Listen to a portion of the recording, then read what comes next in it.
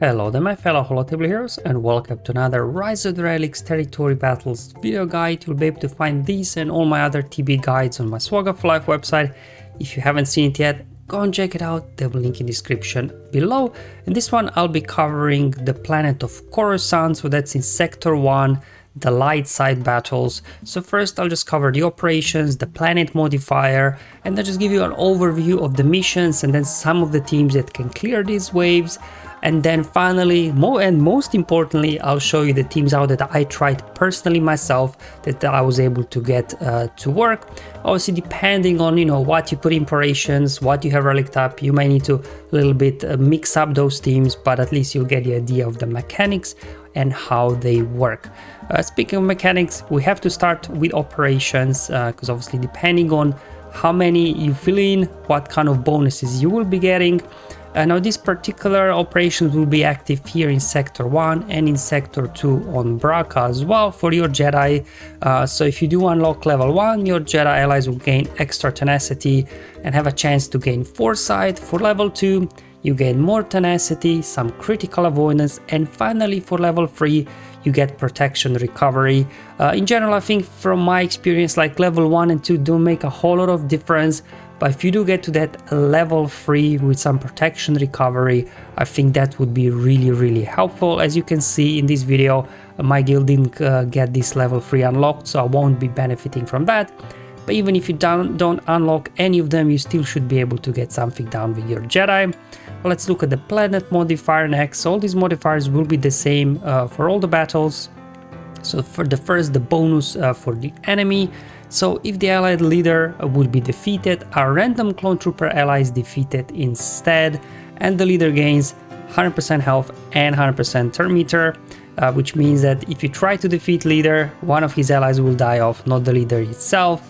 But we will be able to exploit that, as I'll show you later on in the battles. And then in terms of the modifier for both yourself and the enemy, we gain the democracy. So this will be a new ability that you can use. So it starts with 0%, and then once it reaches 100%, you can go ahead and use it. So when you do use it, what will happen is that the enemy leader will get inflicted with 1 stack of no confidence, as well as stun them for 1 turn, which can't be evaded or resisted. And most importantly, when the leader gains 3 stacks of no confidence, they are instantly defeated.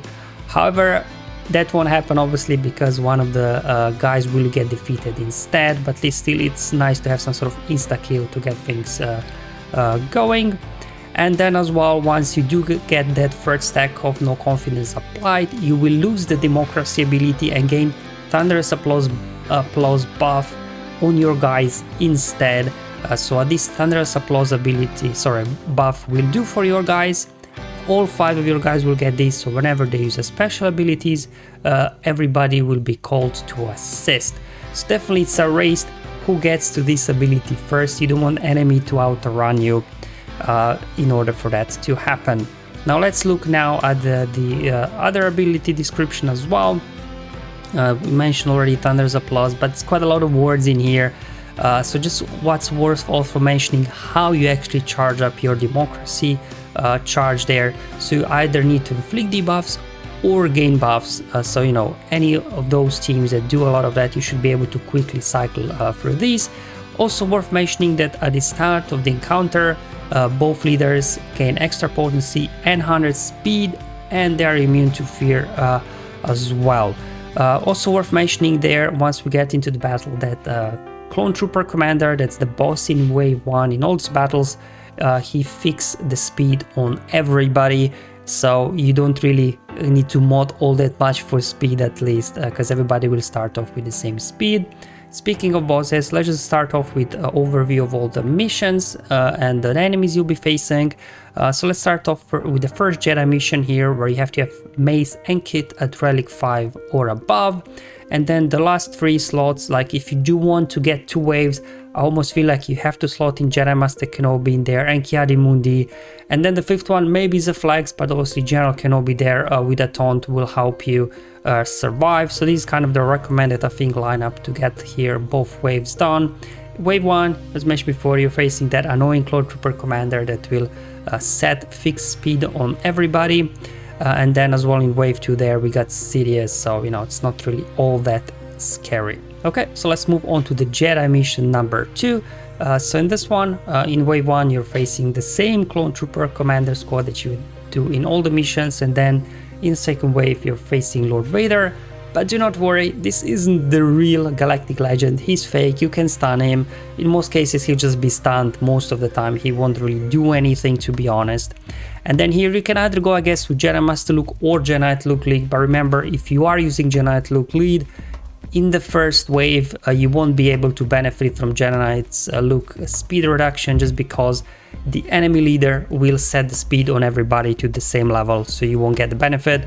That's why from that point of view I do prefer Jedi Master Luke lead, but even Jedi Master Luke lead itself is not as straightforward because also one of the modifiers there, everybody will be getting dazed whenever they get a turn, so you can't use inherited teachings on whoever you want.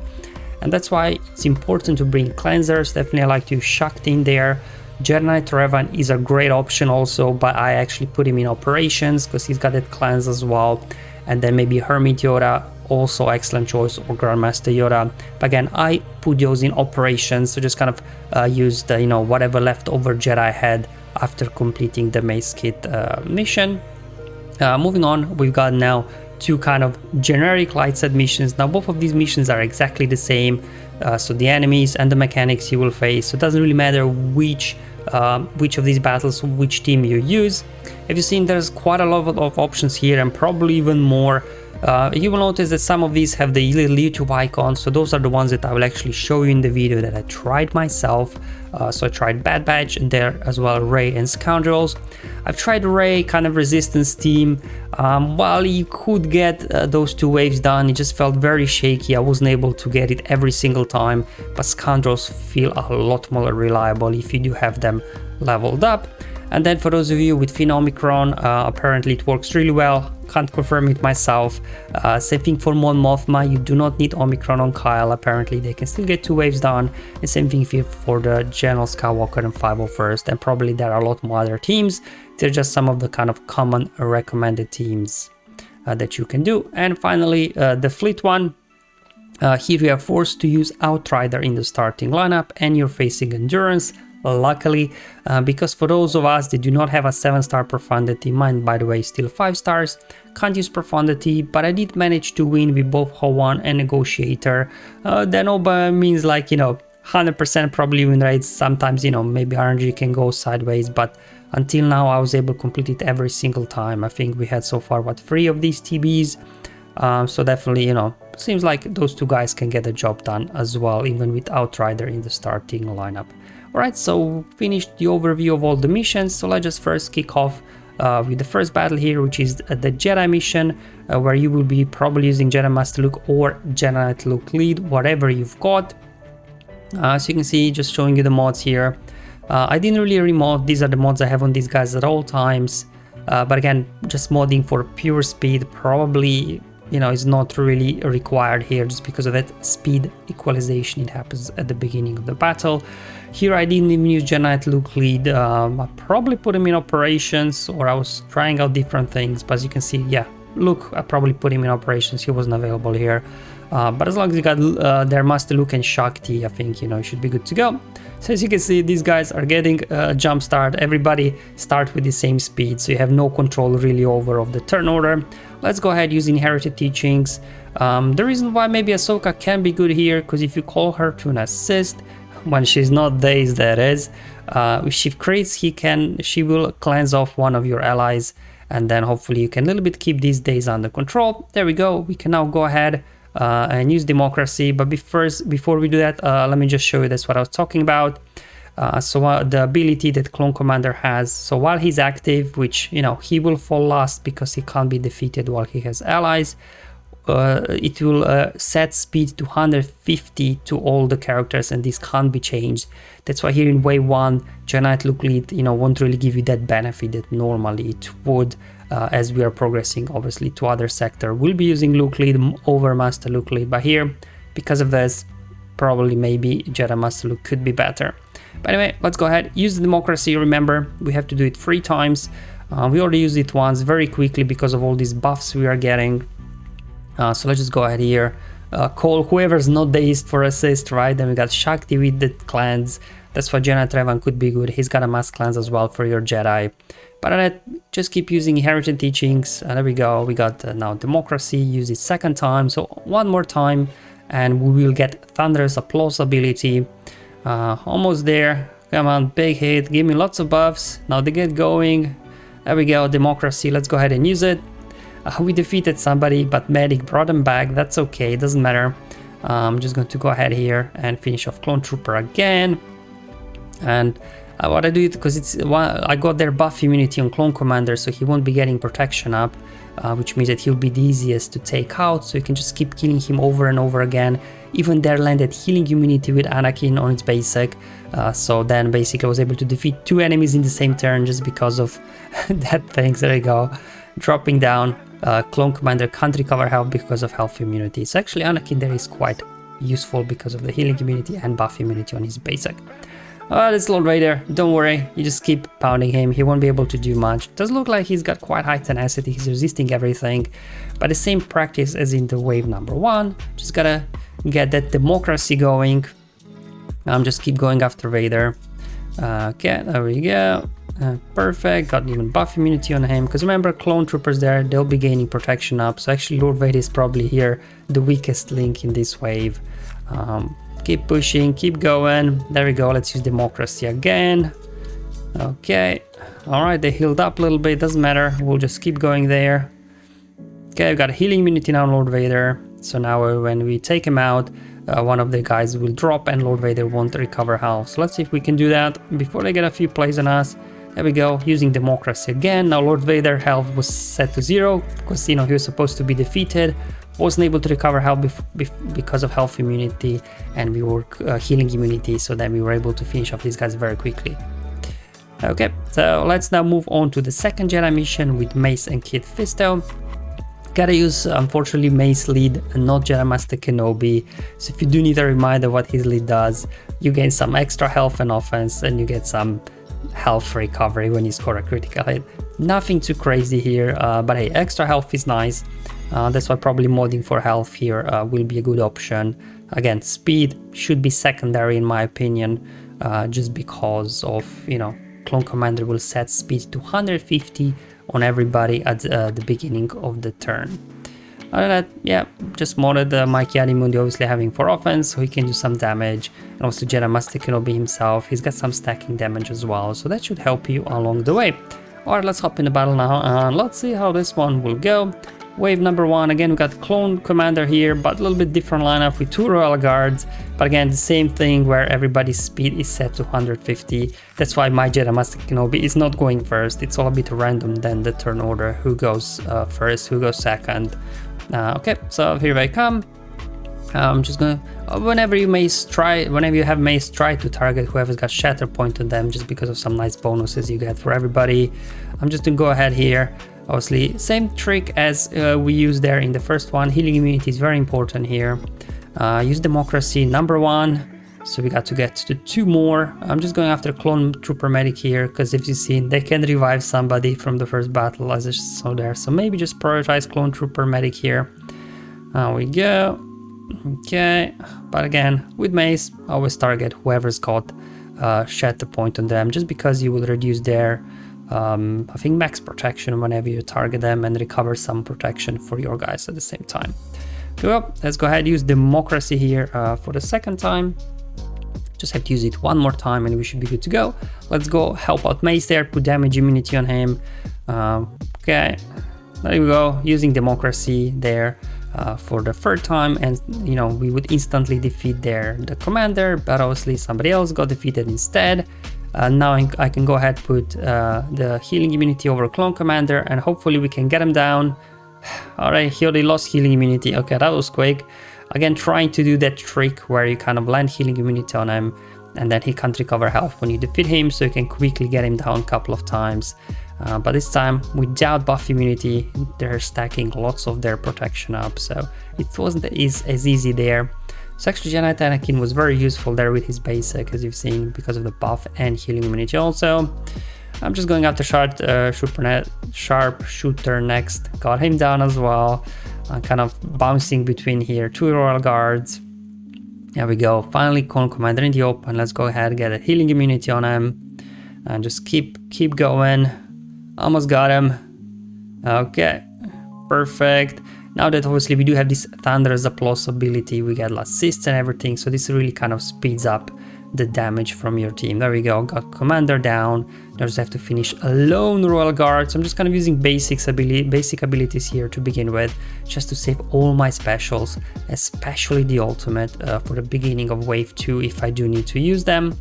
There we go. 1 hit, 2 hit. Royal Guard number 2 is down, and now we're going to face Sidious and Anakin. We got Medic in there. Definitely without obviously Clone Trooper Commander here in wave 2, things become easier because you don't have this speed set. Okay, anyway, let's go ahead. Use the high ground so we get lots of bonus protection up, and I'll just try to take Sidious out.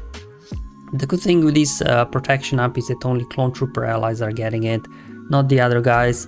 Actually, do you know what? Let's switch to Anakin because we'll be just ticking him off whenever we get somebody below. Is it like what, 50% health?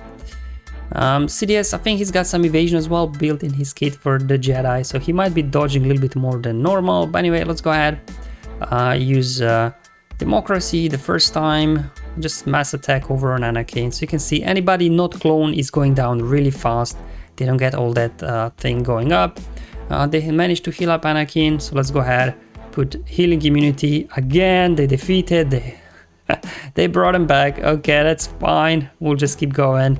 Let's use Democracy the second time. So one more and we get to the Thunderous Applause ability. Trying to take Anakin out for the second time. There we go. Got him down finally. Let's go ahead. Heal up Mace.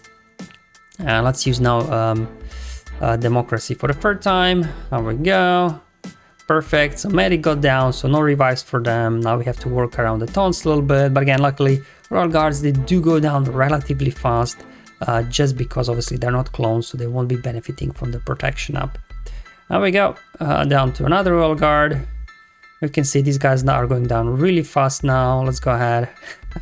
We're able to dodge there, Sid. Okay, just keep going. Let's get healing immunity on him. Perfect. Okay, 1 hit, 2 hit. Dodge again. There we go. 1 more hit, and Sidious goes down as well. It's definitely, you know, not that challenging once you get that past wave 1 here. Okay, so let's now move on to one of the generic missions here, the light side one. So here I'll be using Bad Batch. Again, because modding prioritizing speed again is not really, I think, priority here because of that speed equalization. So here I'm just kind of, I modded maybe Hunter for damage instead of speed. Wrecker I modded for potency. Hopefully he can land some stuns. Same thing with tech. I mean, while I do have some speed on them, it's just because I do have those mods on those guys at all time. For example, Omega and Hunter, I did remod here, just put some offense on them rather than, you know, some speed, so they can do some damage hopefully. All right, let's hop in the battle, and as you see, it's going to be similar strategy here. Again, we got a healing immunity going, so hopefully we'll be able to line those up. We got buff immunity as well, so Bad Batch are very well equipped to deal with these guys. So let's go ahead. Get all those buffs, land the healing immunity. Hopefully Tech will get here in a moment and get some stuns. Okay, there we go. Democracy. Do I go for Democracy though, for the cleanse? Do you know what? Let's go for the cleanse first, just so we can get these days of us. And now I'm going to go ahead and use Democracy for the first time. There we go. I'm going to go ahead, do another E. Hopefully stun. Nope, no stuns there. Another AoE, perfect. So because we're getting all these buffs, we are very quickly cycling through this Democracy. Let's use it the second time. And now what you can do is put a buff immunity over on Clone Trooper. So let's go ahead and do that. So they can't gain protection up, and this will then allow you to obviously get these guys going. Let's put the third stack of translation over on Echo. There we go. Again, utilizing that healing immunity that Echo applied, we were able to take out 2 guys there at once. So definitely, you know, having healing immunity and buff immunity on your squad, whatever you're using, will really make these things a lot easier. Okay, I'll just keep going. Hopefully get a stun here. Nope, they like to resist a lot. Again, just keep going after Medic, making sure he doesn't revive somebody. Just now that I do have 3 stacks of translation, I like to start calling tech to assist instead of hunter, just because obviously his basic will be reducing your cooldowns for those guys that do have 3 stacks of translation. Just down to boss again. There we go, got him down as well, just because that healing immunity is really helping us out here to finish off these guys quicker. On to wave 2, we got another wave of clones as well. So actually these generic missions are actually harder because in both waves you got all the clones, whereas in the other ones you don't. But anyway, got buff immunity on medic there, try to get him out so obviously he doesn't revive somebody. So you can definitely see here how the buff immunity is playing a huge part. I almost got him down. They healed up and they lost buff immunity, unfortunately. Let's use democracy already for the 2nd time.